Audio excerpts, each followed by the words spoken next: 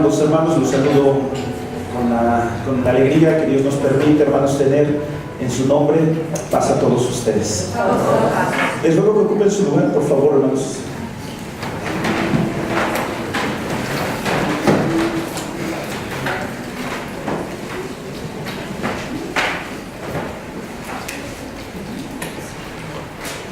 Estaba reflexionando y bueno, parte de siempre que subimos aquí como expositores, lo que más anhelamos o una de las cosas que más queremos tiene que ver con que el mensaje que se expone pueda tener eco en el corazón de las personas.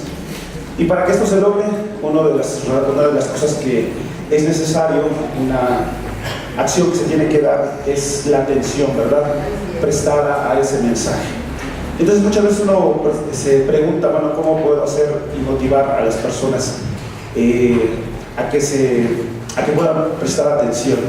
Y bueno, pensando en esto, hermanos, yo recuerdo una historia, más bien un chiste que dice que precisamente en este tenor, que en una ocasión un migrante allá en Estados Unidos llevaba ya algunos meses de estar ahí, y en su lugar, en su país, pues él se congregaba en una iglesia cristiana, y entonces pues le surgió la necesidad de congregarse en alguna iglesia y empezó a buscar, pero no encontraba dónde congregarse. Así es que resulta que dentro de su trabajo, empezando a darse a entender con otros compañeros, muchos de ellos eran personas de ese país, de Estados Unidos, y bueno, obviamente no hablaban español, y bueno, con los que empezó a comunicarse, lo primero que les dijo fue que quería congregarse en una iglesia y que si podía alguien orientarlo. Uno de ellos que empezó a tener esa relación con él le dijo: sí, mira, yo voy a una iglesia cristiana, te invito. Y entonces esa persona le preguntó: bueno, ¿y en tu iglesia hablan español o inglés? Y entonces él le dijo: no, hablan inglés. Y entonces esta persona dijo: no, pues yo apenas estoy haciendo lo posible para entender el inglés, entonces no me va a servir. Pero este amigo que se hizo amigo de este migrante le dijo: no, pues vamos, mira, va a estar bien, no es muy difícil, solo tienes que hacer lo que todos hacen. Y dice: ah, ok. Dice: si ellos se paran, o sea, si tú no lo entiendes, no te pones. Si ellos se paran, tú te paras. Si ellos se sientan, tú te sientas. Si ellos cantan, pues tú haces que cantas, y no es tanto problema. Lo convenció y dijo: está bien, y se lo llevó. Llegaron a ese lugar, de esas iglesias grandes, y así fue. Las instrucciones de su amigo estaban funcionando al pie de la letra. Se paraban, pues él se paraba, ¿verdad? Se sentaban y él se sentaba. Lamentablemente ese día se trató un asunto, una problemática en la iglesia. La problemática era que una chica había salido embarazada. Y entonces, bueno, después del tiempo de alabanza y del tiempo todo el pastor muy serio, bueno, tomó el lugar y dijo que iban a tratar este asunto, que ya tenían algunas pistas de quién era el papá, pero que el pastor quería dar la oportunidad de que él se levantara, ¿verdad?, de que él tuviera el valor de hacerlo. Bueno, este hombre le había tocado la suerte de sentarse al lado del que era el papá. Y entonces, pues él dice: bueno, él no entendía lo que estaba tratando, pero él dijo: ya sé, si estar sentado significa que todo está bien, estoy sentado. Y si el de al lado se levanta, pues yo también voy a levantar. Y entonces el pastor, después de haber hecho esa reflexión y más bien esa denuncia, dijo: y en este momento pido al que es el papá que tenga el valor de levantarse y que dé la cara a toda la congregación. Después de unos minutos, esta persona, que era el papá, pues ya se armó de valor y se levanta. Y como el que estaba ahí, esta persona que había ido, y estaba a su lado, también se paró. Entonces ya se imaginarán cuál fue la situación y la sorpresa de la iglesia, ¿verdad? Ver a los dos de pie, pero obviamente uno era a raíz de que no entendía lo que estaba pasando. Muy bien. Cuento esto porque la invitación, como les decía hace un momento, era precisamente de poner mucha atención, no nos vaya a pasar así, ¿no? Muy bien. En esta tarde, hermanos, yo quiero compartir con ustedes algo que tiene que ver precisamente con lo que acabamos de cantar, con este tema de la luz de Dios.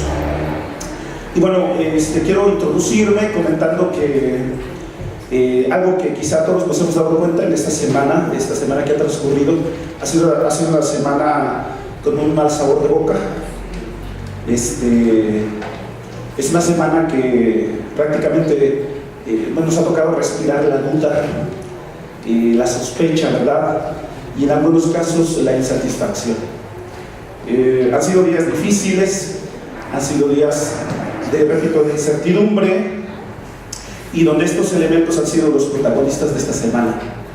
El tema sin duda de la semana ha sido los comicios del fin de semana pasado, ¿verdad? Y de lo que se ha desprendido a lo largo de esos días, el miércoles el conteo, y bueno, muchas cosas que ustedes están muy al tanto.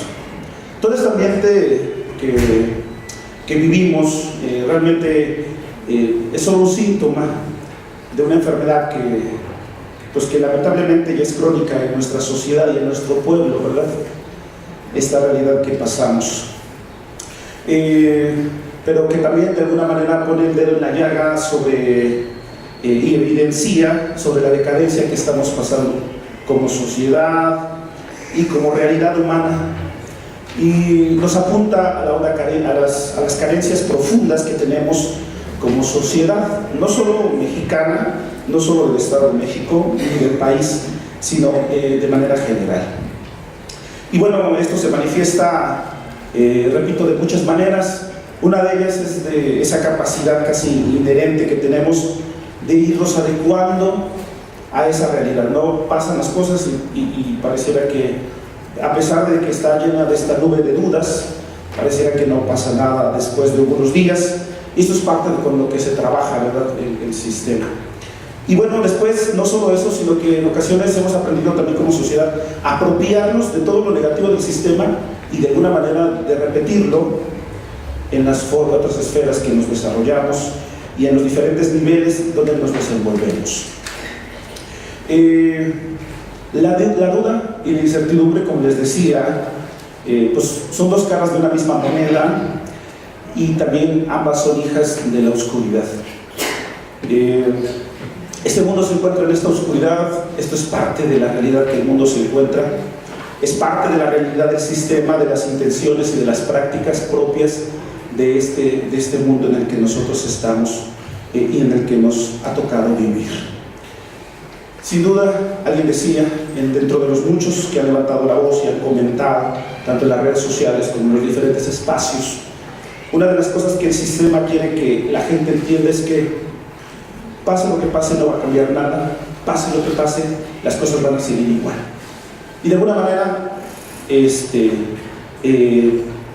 tratando de analizar el fenómeno, la circunstancia, uno puede darse cuenta que parecía que esta es la idea, sembrar en muchas personas, en general, repito, no solo en un asunto político, sino en general, que la situación, la realidad que vivimos como sociedad no va a cambiar, que por más que la gente tenga buena intención, no va a pasar nada, y que ante el aparato, ante las formas, la duda, la oscuridad siempre va a prevalecer.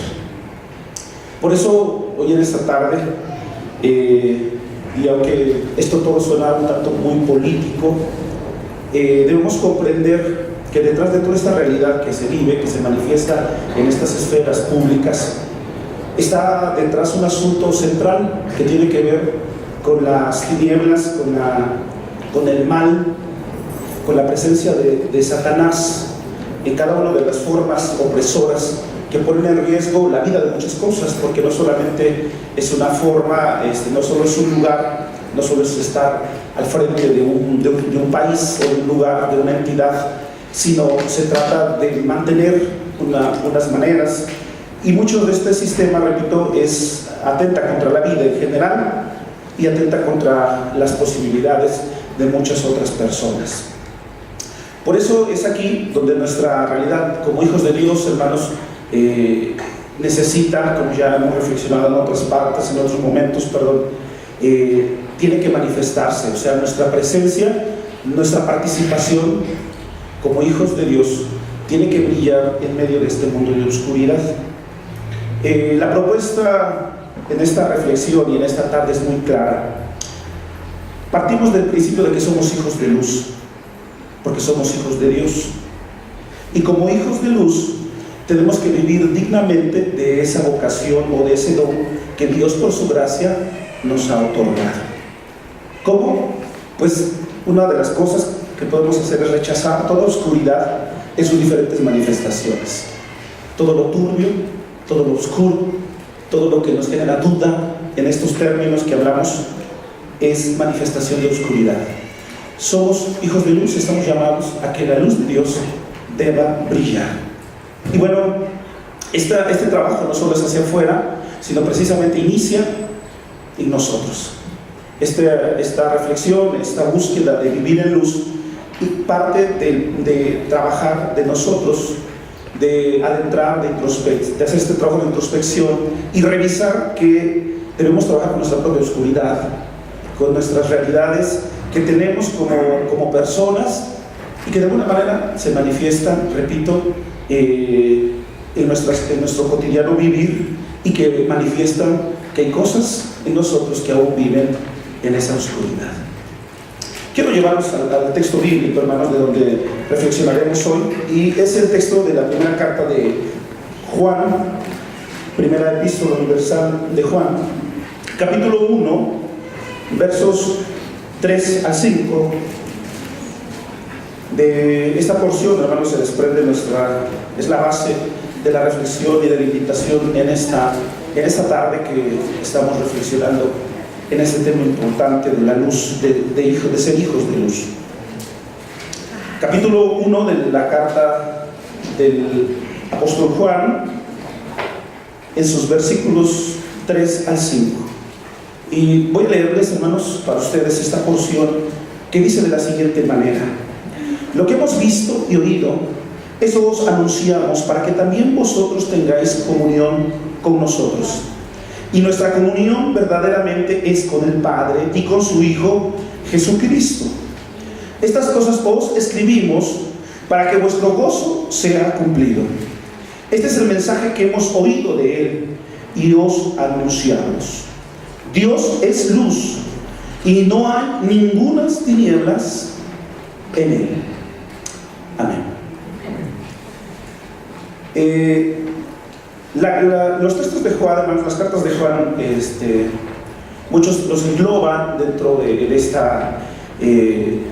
que se conoce como literatura juanina, o sea, que pertenece tanto al Evangelio como a las cartas, y que dentro de esta comprensión, el escritor de esta carta, el apóstol en esta carta, dirige este mensaje a estas comunidades que lo están escuchando, e inicia de una manera muy peculiar.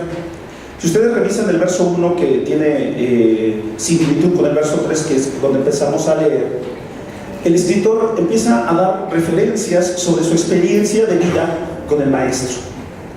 Y de una manera muy intensa, muy emotiva, casi eufórica, el apóstol describe su experiencia con Jesús. Describe la de él y sin duda la de muchos, la experiencia con Jesús. Y a mí me llama mucho la atención cómo escritor señala algunas cosas muy particulares que tienen que ver con lo cotidiano, con la relación que tenían con Jesús. Dice en los versos 3 y en algunas partes del verso 1, primeramente, dice: lo que hemos oído, lo que hemos visto con nuestros ojos, lo que hemos contemplado y palpado en nuestras manos, dice el texto, tocante al verbo de vida. El escritor, muy emotivamente, hace esta declaración de su experiencia con Jesús. Es interesante, repito, cómo inicia de esta manera, como su manera de legitimizar que lo que está diciendo es real, que él ha vivido con Jesús, que él ha caminado con Jesús, que lo ha tocado, que lo ha prácticamente comido con él, que prácticamente lo ha olido, ha vivido, en pocas palabras, todo lo que se puede vivir con una persona. Este hombre lo vivió en todos sus niveles, tanto en un ámbito espiritual, pero sobre todo en un ámbito humano, terreno y cotidiano. Y esto le permite a este escritor tener el respaldo para decir, bueno, es por eso que les voy a dar este mensaje, es por esta razón que yo les voy a dar, y que lo que les voy a decir es algo cierto y verdadero. No porque me lo contaron, no porque lo escuché, sino porque yo viví con él, porque yo caminé con él, porque yo me senté a la mesa con él, porque yo lo pude sentir, porque yo lo pude palpar. Y para el escritor, sin duda, es toda una experiencia. Es lo que se conoce como algo así como una teofanía, ¿verdad?, del escritor, o sea, un encuentro con la divinidad. Él está convencido que Jesús, como es humano, pero también es Dios, y que en esa realidad él está emocionado, está de una manera desbordado por este don que se le ha permitido vivir, que es tener ese contacto tan íntimo con Jesús. De esta manera, él, repito, va a dar como sentado que este argumento es un argumento para que todo lo que va a decir a continuación tiene sentido a partir de su experiencia con el Maestro. En el verso 5, que es donde para algunos analistas bíblicos, el verso 5, que es el que nosotros leímos también, es la parte que se conoce, bueno, que va a ser como una especie de lema después de los 4 versículos, que es como un pequeño prólogo, que también hace referencia al prólogo del Evangelio, en el capítulo 1. En el Evangelio 5 va a haber un lema, y de alguna manera también el propósito de lo que va a decir a continuación. Y en lo que hace referencia es precisamente esta verdad muy importante, que Dios es luz.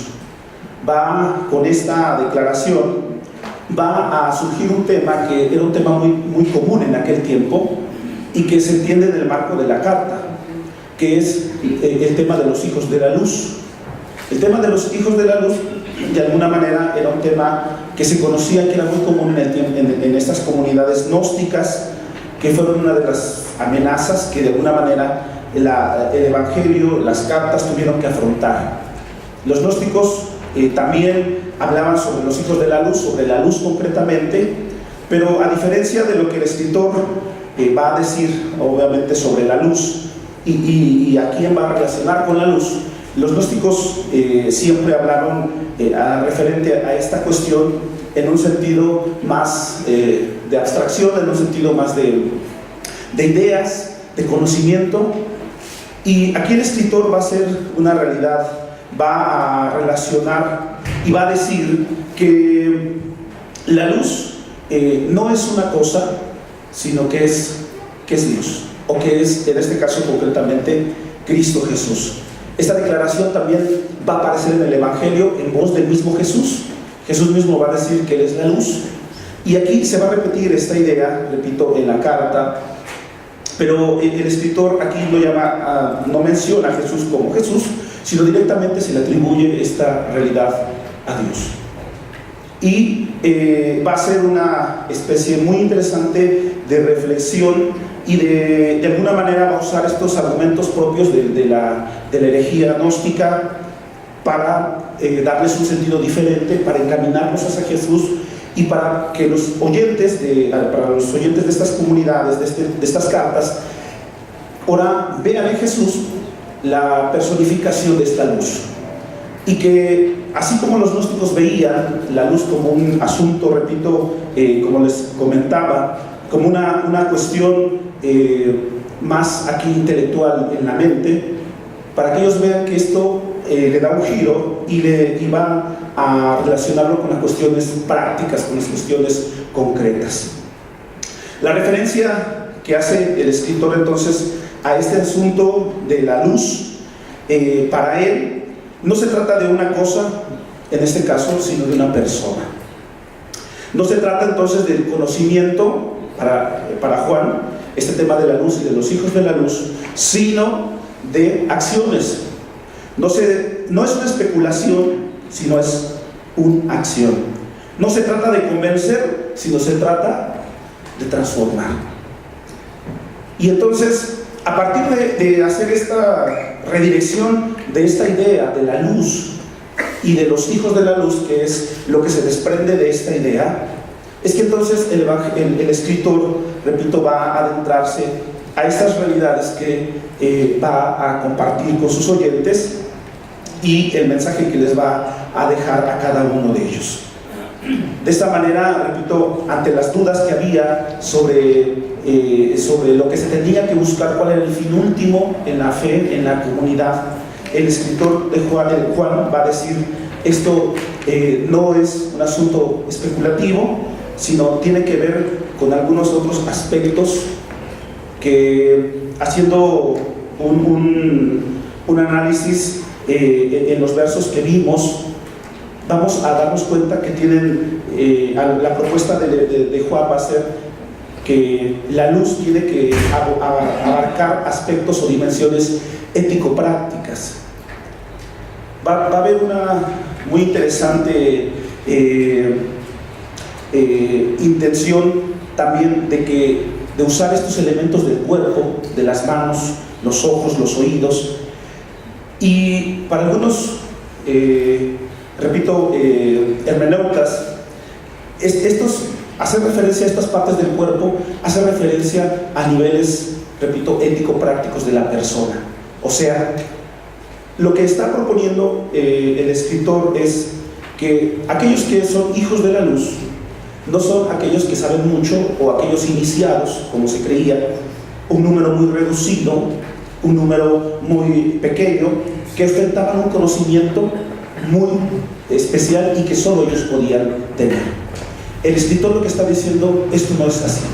La luz de Dios es una acción que tiene que ver con dimensiones ético-prácticas, o sea, que aquel que vive en luz es aquel que tiene que manifestar en todos los aspectos de su vida que la luz está dando frutos, que la luz no es, como ya he mencionado, cuestiones meramente intelectuales, sino que son fuerzas o valores que tienen que ir cambiando, afectando la vida cotidiana de la persona, de aquellos que se llaman hijos de la luz.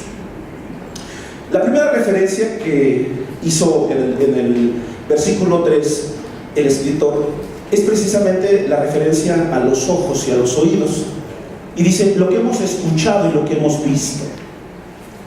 Esa referencia que se hace de estas dos partes del cuerpo o corresponde, hablando de estas dimensiones ético-prácticas, aquella dimensión ético-social. O sea, que los hijos de luz tienen que tener esta área también, la luz también tiene que alumbrar esta área en su vida. O sea, el escritor dice: si tú eres un hijo de la luz, esta dimensión ético-social en tu vida tiene que estar alumbrada por ello. Y esta dimensión, o nos referimos a esta área ético-social, a aquella conversión de valores que los hijos de la luz tienen que vivir. Esos valores que son valores distintos, que son valores diferentes a los que se viven en la sociedad. Se refiere a buscar, en este sentido, la dignidad de las personas, por ejemplo, la justicia en la distribución de los recursos, la solidaridad con los pobres y oprimidos, el respeto a la libertad del otro, la disposición a servir, la capacidad para soportar los conflictos y un amor universal que supere todas las diferencias existentes entre los hombres.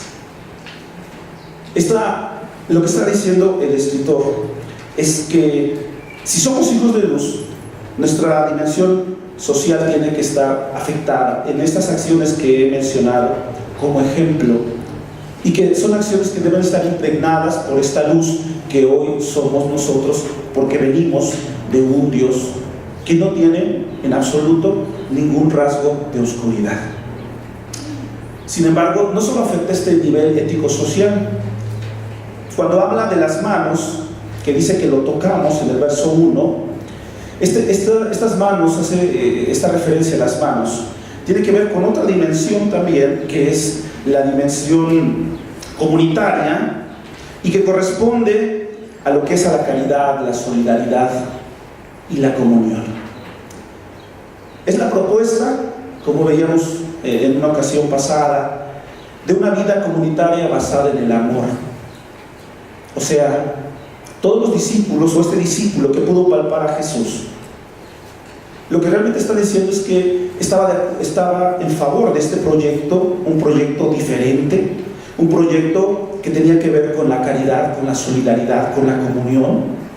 Y esa es la propuesta con la que también estos ámbitos de la vida tienen que ser afectados si vivimos en luz. Con sus manos Jesús, por ejemplo, curó enfermos, pero también repartió pan a los hambrientos.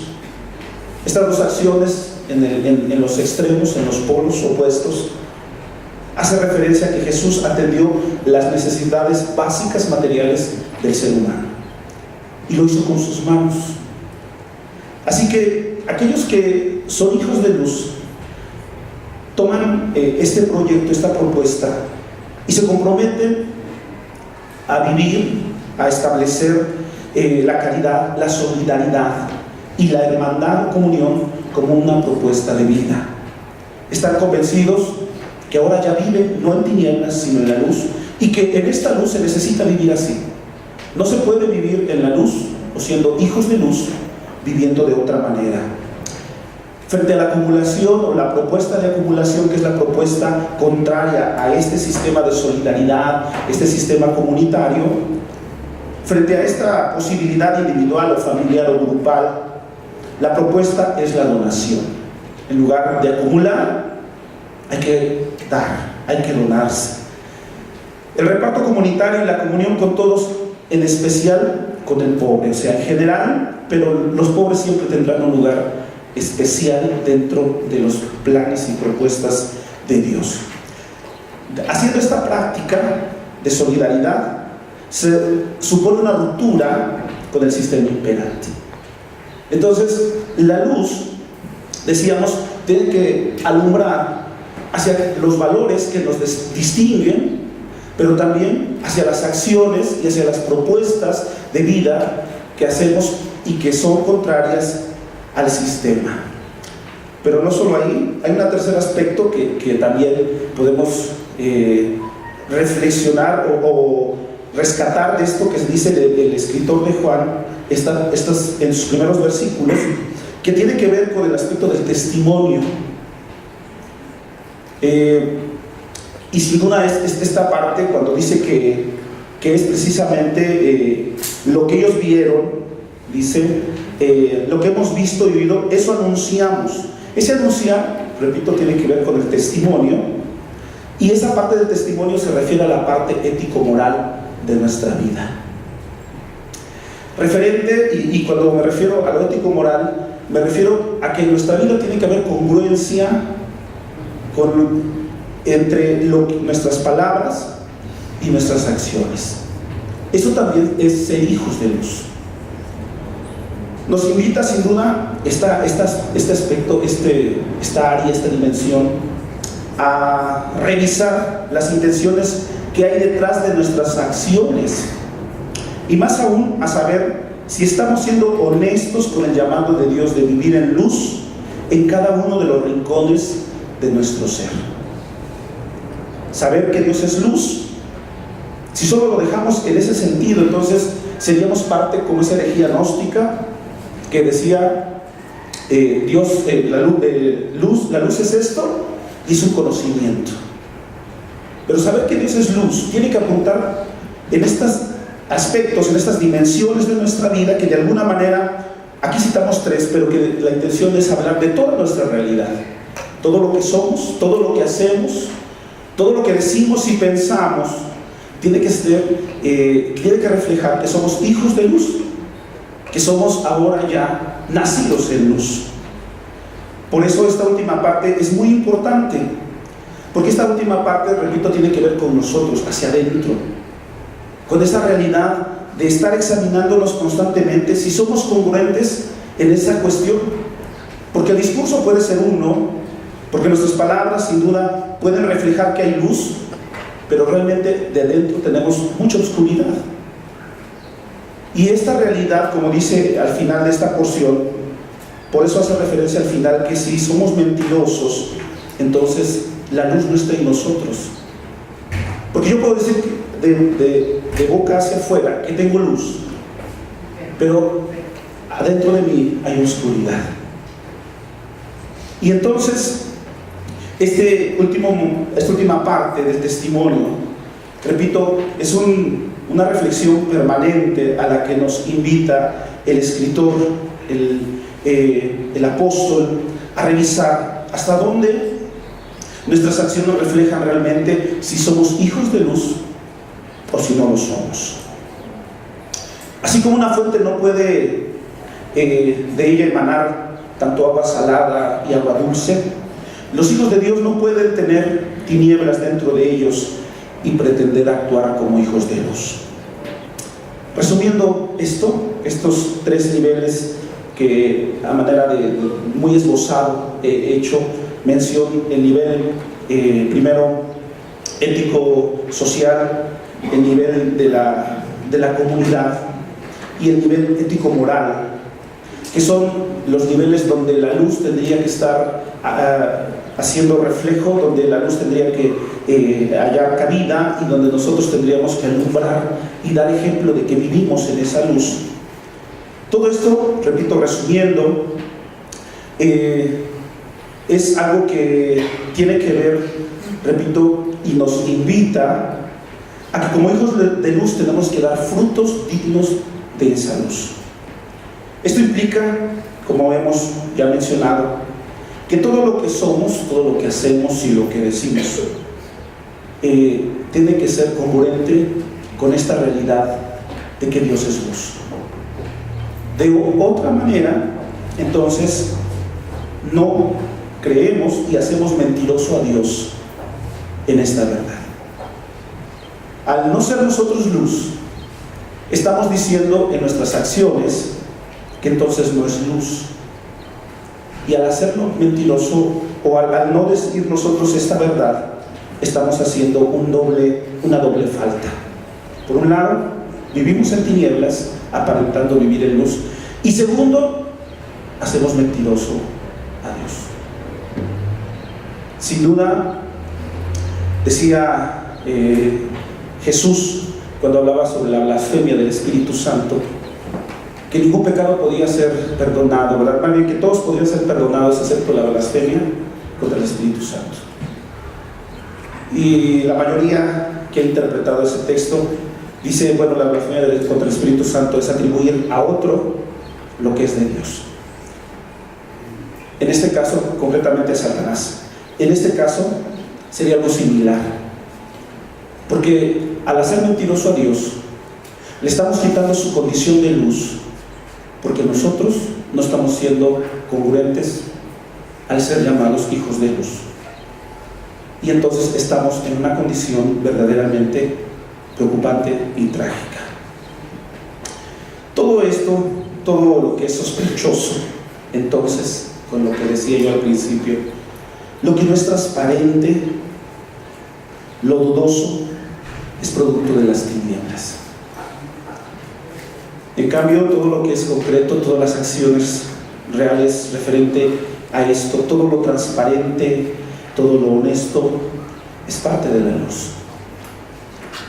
¿Y por qué digo esto, hermanos? Porque sin duda esta reflexión, decía yo, nos invita a revisar cómo estamos viviendo y hasta dónde nuestro actuar no solo nos está haciendo mentirosos a nosotros, sino también a Dios. Pero también nos invita a revisar las realidades comunitarias en nuestra iglesia. Y nos invita porque estamos, creo que, y puedo decir que la mayoría que está en esta dinámica, cansados de estas realidades a medias, de estas cosas que no son claras, que no están a la luz. Y estamos, creo, de alguna manera o de otra, en contra de estas realidades oscuras que se dan. y que afectan a la mayoría de las personas. Y que si estamos en contra de esta realidad de la oscuridad, y que si somos hijos de luz, es aquí, como decía al principio, donde nuestra tarea se vuelve crucial, imperante y urgente. Porque entonces lo único que puede cambiar la realidad de oscuridad en la que estamos no es que cambien los elementos de afuera, sino es que con la luz que Dios ha puesto en nosotros, o al hacernos hijos de luz, mejor dicho, tenemos que brillar en esta realidad de oscuridad. Pero no podemos seguir entendiendo la luz únicamente como un concepto. Necesitamos que afecte todos los niveles de nuestra vida. Necesitamos vivir en esa luz y además, como dice el verso 4, gozarnos con esa luz y con todo lo que se desprende de ella. O sea, que para nosotros alegría también es buscar hacer la justicia y que el mundo de alguna manera viva en esa luz que necesita vivir. Y que nosotros debemos estar amando lo que es correcto, amando lo que es luz y despreciando o desechando lo que es oscuridad. Sea en el plano que sea, político, social, sea en el plano que sea, todo lo que no sea luz es algo que como creyentes y como hijos de esta luz que es Dios, tenemos que estar a favor o en contra de esta realidad. Por eso necesitamos, con un espíritu crítico, evaluar nuestra vida y revisar hasta dónde estamos viviendo en su luz, o si nuestra vida refleja oscuridad, si nuestras acciones reflejan lo contrario. Hay tres cosas muy concretas sobre las que quisiera que reflexionáramos como comunidad, hermanos, en el sentido de la práctica. Esta luz, como ya dije, en estos niveles tiene que afectar, tiene que verse reflejado. Pero hablando en el ámbito comunitario, eso es a nivel personal, pero hablando en el ámbito no comunitario, tres cosas tienen que manifestarse si somos hijos de luz. Una, tenemos que revisar si nuestra vida es congruente con lo que creemos.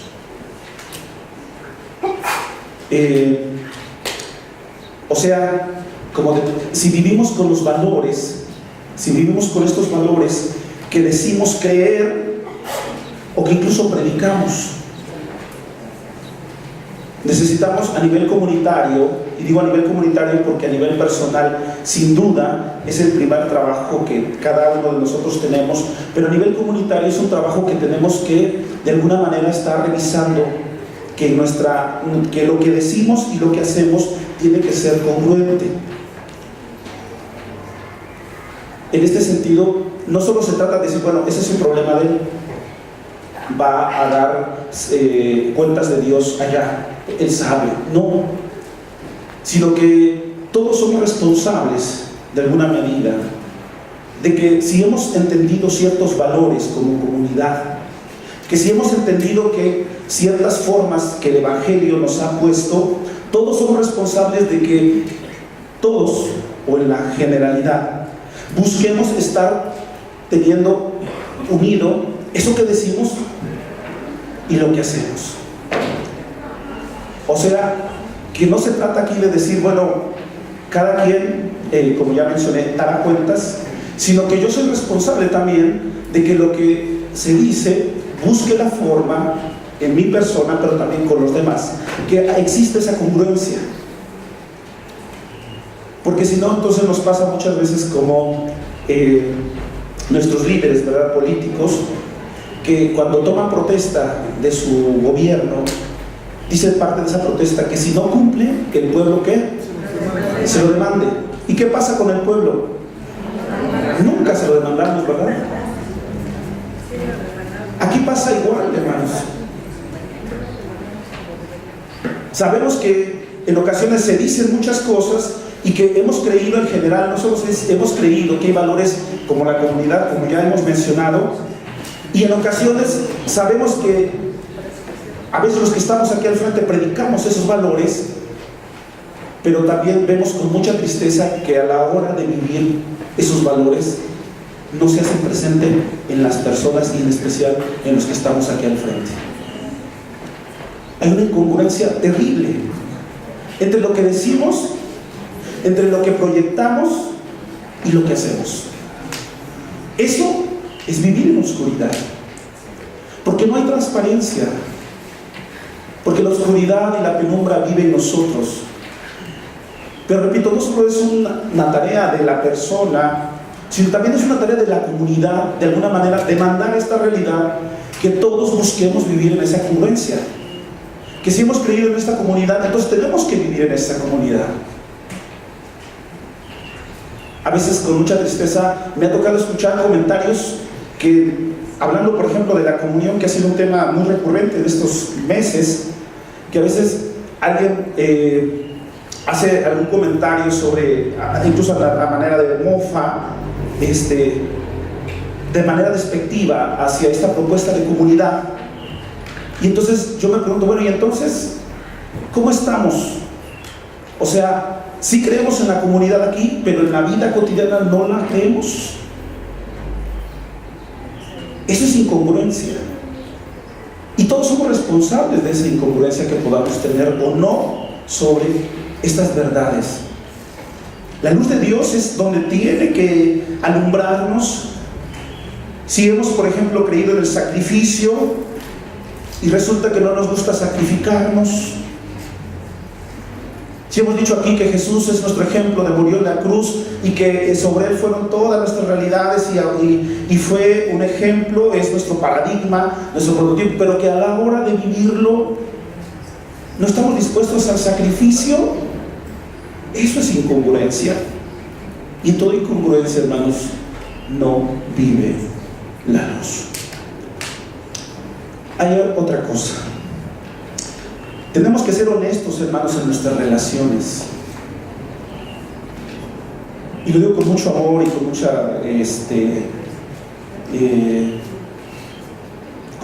buen deseo de hacernos reflexionar. Vivimos, y no es todos, sin duda, pero vivimos, o creo, mejor dicho, mi análisis, que el mayor mal de nuestra comunidad es que tenemos relaciones poco honestas. Mientras saludamos y nos abrazamos y hasta nos damos beso, por atrás nos estamos apuñalando. Eso es vivir en oscuridad. Y de eso hay mucho, hermanos, que no somos honestos, no somos transparentes. Pareciera que alguien nos dijo que todos tenemos que ser amigos. No todos tenemos que ser amigos. Yo puedo ser diferente y puede ser que no compagine con alguien de aquí o con muchos de aquí, o que mi personalidad o la personalidad de alguien no sea afín a mí, y eso es correcto, y sin duda Dios lo conoce, Dios lo sabe, y por eso nos hizo en la diversidad. La comunión es estar unidos en la diversidad. El problema es cuando, por alguna extraña razón, tenemos que saludarnos, abrazarnos y besarnos, pero que no somos honestos en nuestra relación y no somos capaces de decir al otro: no me agrada lo que hiciste, no me parece correcto lo que estás haciendo, creo que estás obrando mal, y preferimos saludarnos, abrazarnos, decirnos cosas bonitas, pero atrás decir cosas, hermanos, terribles. Eso es vivir en tinieblas, eso es oscuridad. Una tercera cosa, tenemos que estar dispuestos a perdonar y a reconciliar, a promover la comunión en el mundo y máxima en la iglesia, a costa muchas veces incluso de nosotros mismos.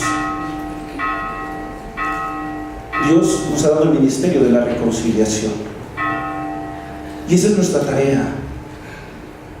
Pero creo que hemos malentendido esta última frase de que debemos buscar la comunión a costa incluso de nosotros mismos, porque pareciera que esta frase la hemos utilizado a conveniencia y a veces decimos: pues entonces ustedes tienen que buscarme, ¿verdad?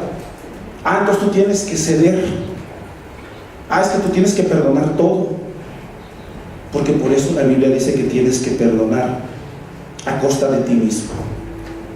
Esta frase no tiene ese sentido, sin duda, hermanos. No, al menos en un sentido malintencionado, porque este sentir tiene que estar en todos nosotros. Si todos pensáramos de la misma manera que debemos estar dispuestos a buscar la comunión, incluso a costa de nosotros mismos, no existiría ningún tipo de abuso entre nosotros. No existiría entonces estas formas y estas condiciones a veces en las que aquellos que han querido, que han intentado y que se han cansado, y hay otros que aún así siguen esperando que se les trate con esa consideración. Necesitamos asumir esta tarea, pero todos. Creo que de esta manera, hermanos, como comunidad estaremos dando señales, rayos de luz en medio de esta oscuridad, repito, que nos está rodeando y que nos está, hermanos, está sofocando y asfixiando nuestra sociedad en la que vivimos. Concluyo, hermanos, diciendo: todo lo honesto, todo lo puro, todo lo de buen nombre, esto haced. No solo ya por nosotros, hermanos, sino porque el mundo lo necesita. El mundo necesita tener un poco de luz en su vida, de certezas, de referencias. Hoy más que nunca, hermanos, debemos buscar permanecer en la luz, porque somos hijos de luz. Somos hijos de luz. En un mundo donde no hay certeza de nada, donde todo está lleno de dudas, y en la penumbra de la maldad y del pecado, es necesario que la luz de Dios resplandezca, para que lo dicho del profeta Isaías se cumpla: que el pueblo que andaba en tinieblas ha visto una gran luz. A los que habitaban en tierra de sombra de muerte, la luz ha resplandecido sobre ellos. Deseo, hermanos, de todo corazón, que como hijos de luz que ya somos, porque Cristo Jesús murió en la cruz por nosotros y estuvo dispuesto a confiar en nosotros y a depositar en nosotros esta verdad, que es una verdad de vida, que somos hijos de luz, que pueda brillar en nuestra vida, hermanos. Que de alguna manera o de otra nos esforcemos para que ningún rasgo de oscuridad esté en nuestro corazón, que para que ninguna condición de oscuridad entenebrezca, quite, opaque todo lo que Dios quiere que hagamos y para lo cual Dios nos ha preparado en este reino, en esta vida de luz, del cual sin duda, hermanos, algún día tendremos la oportunidad de estar en plenitud. Pero hoy somos llamados a ser esa sal de la tierra y esa luz del mundo. Que Dios nos bendiga, hermanos, que Dios nos ayude en esta tarea.